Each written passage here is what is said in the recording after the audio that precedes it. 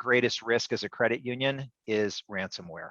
That I keep telling everybody, there's a lot of threats out there, but ransoms are definitely, the ransomware attacks are definitely the greatest risk. Okay, so what should you do? The first thing is you have to train your staff. This conversation that we're having today, it's a reminder. We always have to be thinking about events like this. Your staff is probably your greatest risk. Again, we have great security. We can set up firewalls and we can use vendors to help us monitor the systems and do all of these things. But if someone gets an email that says, please read this attachment, or I need you to go to this website to update your Amazon delivery address, right? All of these types of phishing attacks, boom, that's how they infect your systems.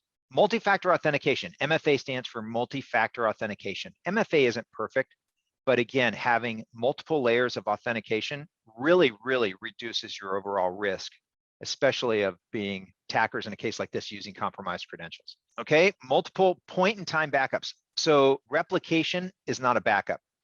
We need our data protected. We need daily, weekly, monthly, and annual copies of our data.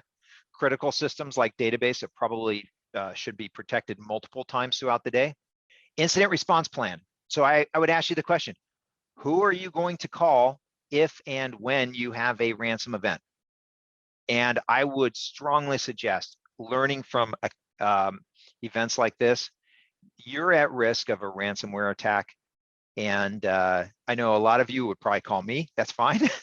But do you have an incident response plan? And do you know what you're going to do, who you're going to call? Really, you probably should have a plan with your attorney and your board. Are we going to pay the ransom?